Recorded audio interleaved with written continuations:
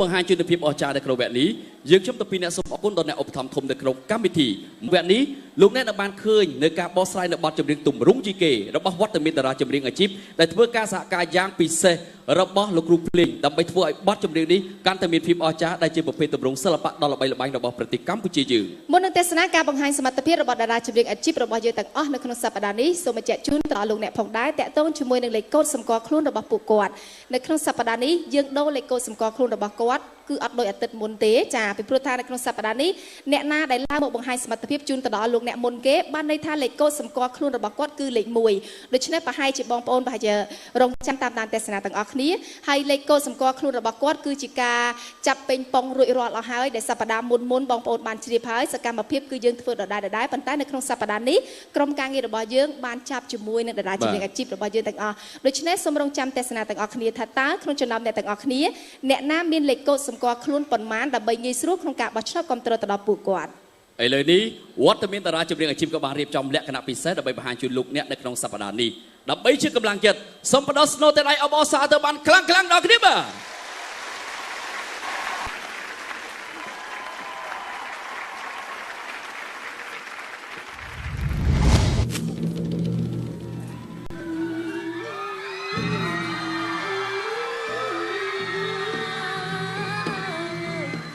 សម្រាប់ខ្ញុំនៅពេលដែលខ្ញុំទទួលបានជំរឿននៃបទចម្រៀងមួយបទនេះគឺខ្ញុំស្រឡាញ់នឹងពេញចិត្តបទនឹងខ្លាំងមែនតើដោយសារតែបទនេះលក្ខណៈអន្លង់លោចហើយពេលដែលប្រគំចូលបែបជាចម្រៀងយីកេអញ្ចឹងគឺខ្ញុំស្របទៅគឺស្រឡាញ់ពេញចិត្តខ្លាំងមែនតើហ្មងហើយបើនិយាយពីអត្ថន័យបទចម្រៀងមួយបទនេះវិញគឺមានអត្ថន័យបែបកំសត់ទឹកភ្នែកឈឺចាប់ដោយសារតែក្នុងអត្ថន័យបទនេះនារីម្នាក់ហ្នឹងគឺគាត់ស្រឡាញ់ពេញចិត្តនិងលះបង់មែនតើចំពោះគូស្នេហ៍របស់គាត់ដូច្នេះហើយគឺគាត់ច្រៀងបែបជាអង្វរលន់តួដើម្បីធ្វើយ៉ាងណាឲ្យគាត់បានវិលត្រឡប់មកជួបនឹងមនុស្សដែលគាត់ស្រឡាញ់ក៏ដូចជាបានរួមរស់ជាមួយគ្នានៅពេលដែលខ្ញុំសមគឺខ្ញុំមានបញ្ហាខ្លះបញ្ហាត្រង់ថានៅពេលដែលខ្ញុំចូលច្រៀងមកកន្លែងហ្នឹងគឺវាពិបាកស្ដាប់បន្តិចដោយសារអីគឺមានស្គររំពងខ្លាំងមែនតើនៅសងខាងឆាកហ្នឹងដូច្នេះហើយធ្វើឲ្យយើងប្រយ័ត្ននៅក្នុងការដែលយើងច្រៀងនៅពេលដែលចូលមកកន្លែងហ្នឹងនាងខ្ញុំតាំងចិត្តថានាងខ្ញុំត្រូវតែបកស្រាយបទចម្រៀងមួយបទនេះធ្វើយ៉ាងណាឲ្យបានរលូន I am a singer Cambodia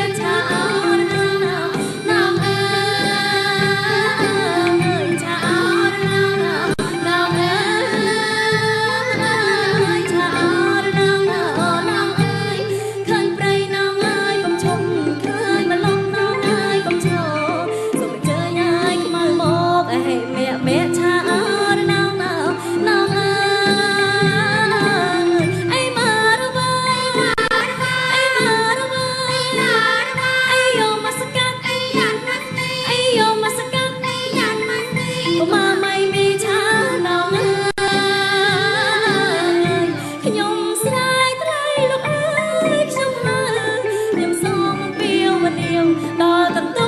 ងទៀវស្រីខ្ញុំស្រីថ្លៃលោកអើយខ្ញុំហើយខ្ញុំសូមអំពាវនាវដល់តន្តងទៀវស្រីឆាអោទៀវអើយចាំអីសូមអញ្ជើញឲ្យទៀវស្រីមកសោយរាជមកសោយផ្កាសាធុអើយក្រាបថ្វាយបង្គំឲ្យញ៉ាំព្រះអន័យព្រះព្រំព្រះមើលស្នងកាសាធុអើយក្រាបថ្វាយបង្គំឲ្យញ៉ាំព្រះអន័យព្រះព្រំព្រះមើលស្នងកាសូមបួងសួងអើយអរទេវតាអ្នកឈរកម្មមានឹងទាំង8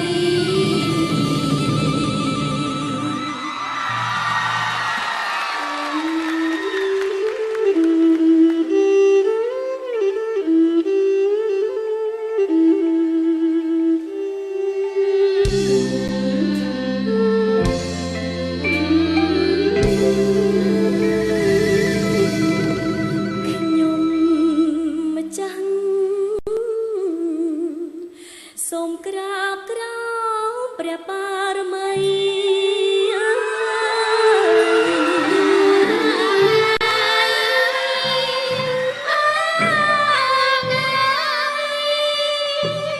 គ្មានលក្ខលៀមទុំនៅក្នុង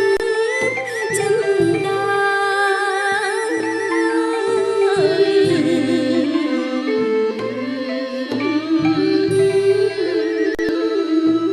ខ្ញុំម្ចាស់នឹងបងទុំបដូរជីវា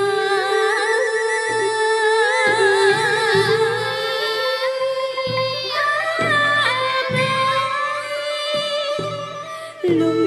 សានសងខាងក៏មិនរំរៀ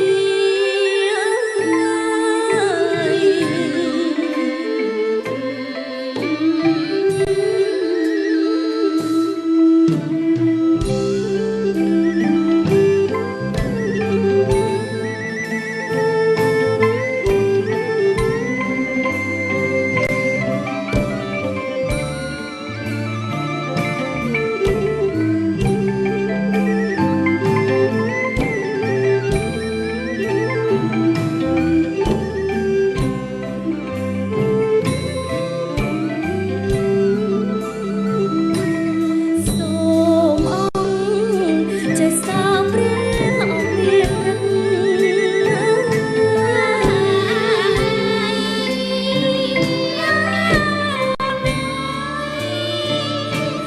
ប្រទានស្នេហ៍ស្និទ្ធដល់គូសង្សារ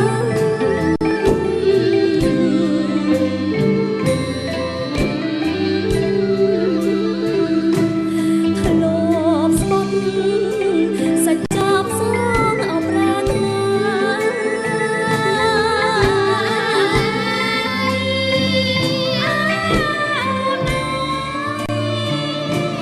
ក្រោមដួងចន្ទឡាខាងស្មង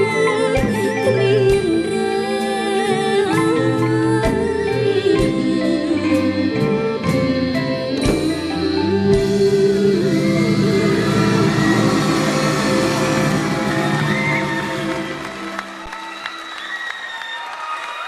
ចាអរគុណ សូមសម្ដែងស្វាគមន៍បងប្អូនសាទរខ្លាំងៗដល់គ្នាពីនោះអត់បងប្អូនរំភើបចិត្តអត់ ជំរាបសួរ តែដៃខ្លាំងៗមួយទៀតអរគុណអូហូយអស់ចាមែនទេលោកអើយលោក ថ្ងៃនេះស្អាតចាធ្លាប់តែឃើញសម័យ4សប្តាហ៍ហើយចា បាទ ថ្លៃទាំងអស់ចាទាំងអស់ចា ថ្ងៃ ដល់ នេះ ពេលសប្តាហ៍នេះទ្រង់គ្រឿងចឹងទៅ បច្ចៈនិមលណាជាអូនទាវបាទ ចា អូនទាវមិនធួយធ្ងោ អូនទាវ ពីរោះណាខ្ញុំនៅពីអ្នកនិមលឡើងព្រឺសបល់ហើយបាទ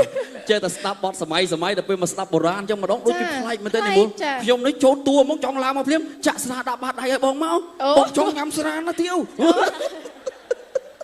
អរគុណវិសាមែនទេចង់និយាយសុំជេងបាទ ជាដំបូងនេះខ្ញុំក៏សូមគោរពអរគុណចំពោះបងប្អូនទូតទស្សនិកជនទាំងអស់ដែលបានផ្ដល់ជាស្នូលផ្ទះដៃដល់នាងខ្ញុំអរគុណខ្លាំងមែនទែនហើយនិយាយពីអារម្មណ៍សប្តាហ៍នេះគឺរំភើប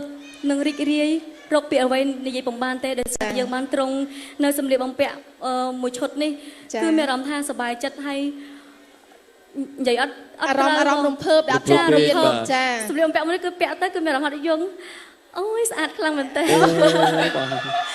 ស្អាតនេះមិនធម្មតាដៃមិនស្អាតនេះស្អាតហោះហើរ និយាយរួមទៅសម្លៀកបំពាក់មួយឈុតនេះអមជាមួយនឹងបទចម្រៀងរបស់យើងធ្វើឲ្យវីសាកាន់តែមានភាពជឿជាក់លើខ្លួនឯងណា រំភើបជាមួយនឹងចម្រៀងបែបជាទម្រង់យីកេមានក្តីរំភើបសមនស្សរីករាយដែលយើងបានដូចថាចូលរួមក្នុងផ្នែកនេះមួយផ្នែកទៀតដែរ ចាហើយទទួលអារម្មណ៍យ៉ាងណាដែរធ្លាប់តែឡើងការប្រគំតន្ត្រីនានាចាយើងជាអ្នកចម្រៀងសម័យមួយរូបចាប៉ុន្តែនៅក្នុងសប្តាហ៍នេះយើងកែប្រែនៅប្រធានបទរបស់យើងយល់ឃើញយ៉ាងណាដែរ នាងខ្ញុំយល់ថាបើនិយាយពីផ្នែកសម័យនិងតម្រង់យីកេគឺមានខុសគ្នាដាច់ស្រឡះដោយសារតែរាល់ដងគឺខ្ញុំសម្ដែងជាបែបសម័យគឺត្រូវការរាំការតុបតែងខ្លួនបែបឆើតឆាយចារស់រវើកអីចឹងទៅបែបញាក់កត្រាក់អារម្មណ៍ដល់ពេលផ្លាស់ខ្លួនមកស្លៀកជាតម្រង់បែបបុរាណហើយច្រៀងបទចម្រៀងបែបជាមនោសញ្ចេតនាឲ្យមានអឺនកលុកកលៈបែបបុរាណកាន់តែមានសេចក្តីសុខក្នុងការបកស្រាយហើយកាន់តែស្រឡាញ់ក្នុងវិស័យនេះកាន់តែខ្លាំង អូហូបាទសុំបដោះស្នោទៅដៃខ្លាំងមួយទៀត ចាឥឡូវចេះ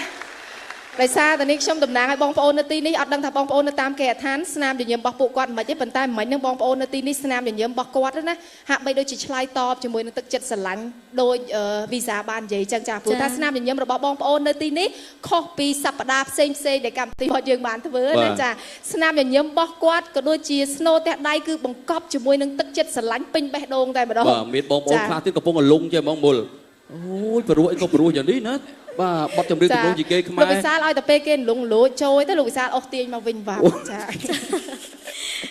អរគុណវិសាច្រើនអរគុណណាបាទ ចាអរគុណលេខ 1 ចា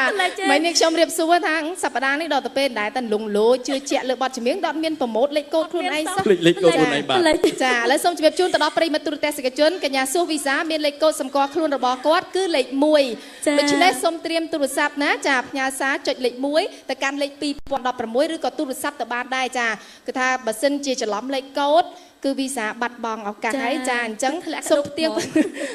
បន្ទាប់ម្ដងទៀតបើសិនជាអាចយកបិចកត់ក៏បានដែរចាកញ្ញាសុវីសាលេខ ចាំលេខ 1 ចេញមុនគេចាអរគុណឥឡូវនេះបន្ទាប់ពីកញ្ញាសុវីសាចាបកស្រាយបទចម្រៀងចប់ហើយក៏សង្ឃឹមថាបងប្អូនមានការពេញចិត្តចាជូនពរវីសាសំណាងល្អចាអរគុណច្រើនចាអរគុណច្រើនចាឥឡូវនេះលោកគ្រូតុំសារ៉ាដេតមកទទួលកូនក្រុមរបស់គាត់ហើយសូមផ្ដល់ជាសេចក្តីស្វាគមន៍ម្ដងទៀតបាទនេះគឺជាកូនសិស្សដែលធ្វើការសហការគ្នាជាមួយនឹងលោកគ្រូភ្លេងដើម្បីឆ្នៃនៅបទចម្រៀងទម្រង់ជីកេនេះឲ្យទទួលបានភាពពិរោះរំដំចិត្តទៅដល់ប្រិយមិត្តទូទាំងជនដែលកំពុងទស្សនានៅក្នុងកម្មវិធីរបស់យើងចាឥឡូវនេះបន្ទាប់ពីកញ្ញាសុវីសាបកស្រាយបទចម្រៀងចប់យើងចង់ដឹងពីអារម្មណ៍របស់លោកមុំសកុនធាវិញថាតើគាត់ទទួលអារម្មណ៍យ៉ាងណាដែរលោកគ្រូមុំសកុនធាបាទចាឥឡូវនេះបន្ទាប់ពីបានស្ដាប់សម្លេងដ៏ក្អួនក្អៅរបស់កញ្ញាសុវីសាទទួលអារម្មណ៍យ៉ាងណាដែរលោកគ្រូចំពោះខ្ញុំថ្ងៃនេះគឺថាមានចិត្តសប្បាយជំនួសវីសាចាពីព្រោះវីសាថ្ងៃនេះច្រៀងបានល្អហើយមិនលោកគ្រូហើយមិនទៀតលោកគ្រូនិយាយទៅយើងនិយាយតាំងពីសម្លៀកបំពាក់របស់គាត់ស័ក្តិសមជាមួយនឹងបទហ្នឹងហើយអ្វីដែលប្លែកនោះគឺចេញមកភ្លាមគឺមានរំពងទៅដោយស្គរយីគេបាត់ធ្វើឲ្យទាញអារម្មណ៍របស់យើងហ្មងបាទចាស្រោបមកលោកគ្រូនិយាយរួមទៅគឺគាត់ល្អត្រង់ថាសរសើរលោកតុំដែរដែលគាត់បានសម្រួលនៅបទភ្លេងគឺមានហោមរងហើយមានចូលជាបទស្លូដែរមិនស្លូក៏គឺបទនោចេតនាបាទចាហើយសូមសរសើរដោយសួរវីសាម្ដងទៀតចាគឺគាត់បត់បែនតាមបានល្អណាស់អ្វីដែលលោកគ្រូតុំគាត់បានតាក់តែងមកនោះគឺគាត់ខំប្រឹងប្រែងយប់នេះគាត់ធ្វើបានល្អណាស់ចាអរគុណច្រើនចុះចំណែកលោកគ្រូសិតវិញចាយល់ឃើញយ៉ាងណាដែរបាទសម្រាប់ខ្ញុំគឺមិញហ្នឹងឡើងកលិញកលងចង់យំតាមវីសាចង់ចូលតួកំសត់ដល់លោកគ្រូចូលតួបាទពួកឃើញវីសាគាត់ធ្វើបានល្អមែនតើដែលជាពិសេសដែលបើកឆាកដំបូងដែលគាត់លេងជាមួយនឹងភ្លេងបុរាណរបស់យើងយីគេដោយមានស្គររំពងឡើងជាមួយនឹងឧបករណ៍បុរាណមានទ្រមានខ្លុយមានខឹមអីទាំងអស់គ្នាហ្នឹងគឺគាត់អន្តងក៏ហឹមឡើងនេះខ្ញុំព្រឺសបល់កញ្ញាហើយតែខ្ញុំមួយទៀតហ្នឹងគឺខ្ញុំសប្បាយចិត្តខ្លាំងដែលឃើញថាយើងបានបង្ហាញនៅ បទភ្លេងក៏ដូចជាអ្វីដែលជាប្រពៃណីវប្បធម៌ភ្លេងបុរាណរបស់យើងតាមទម្រង់យីកេទៅលើឆាកវេទិកាហ្នឹងអត់ទៅធ្វើខ្ញុំរំភើបហើយសូមសរសើរដល់លោកគ្រូតុំបងអូនតុំគាត់ ចា៎ បានរៀបចំទម្រង់នឹងឡើងសម្រួលឡើងវិញហើយក៏ដូចជាយកទម្រង់ដើមជាច្រើនយកមកដាក់នៅក្នុងបទនៃការសម្ដែងរបស់វីសាថ្ងៃនេះគឺឃើញថាល្អប្រពៃណាស់ទាំងគ្រូទាំងសិស្សគឺធ្វើបានល្អហើយសរសើរវីសាមួយទៀតគឺចំណុចដែលគាត់អឿនគឺលោកលក្ខណៈយីកេហ្នឹងគឺថាបានល្អ ចា ខ្ញុំ អរគុណ សប្បាយចិត្តបាទ ចាចាអរគុណចុះចំណែកលោកគ្រូតុំវិញចាអូថ្ងៃនេះដឹងរិចថ្លើមរិចមុខរិចមាត់ចា លោកគ្រូតុំសូមអញ្ជើញបាទ ចា បាទសម្រាប់ខ្ញុំនៅក្នុងរាត្រីនេះគឺអស្ចារ្យមែនទែនគឺវិសាគាត់ធ្វើបានល្អជាមួយនឹងចម្រៀងទម្រង់យីកេហើយក៏អរគុណដល់កូនសិស្សផងដែរគាត់បានរៀបចំកាអាវ ចា ហើយ ឲ្យទៅលោកគ្រូដែរហ៎ ហ្នឹងហើយឲ្យយើងស្លៀកទៅគ្រូនឹង ឲ្យស៊ីមេត្រី ឲ្យត្រូវគ្នាចា ហើយនៅក្នុងរាត្រីនេះផងដែរក៏សូមបងប្អូនទស្សនិកជនកុំភ្លេចបោះឆ្នោតឲ្យលេខ1ដល់កញ្ញាវីសាក៏ដូចខ្ញុំបាទជាមួយនឹងវីសាផងដែរអរគុណ ចាអរគុណច្រើនជូនពរសំណាងល្អទាំងពីរអ្នកតែម្ដងចា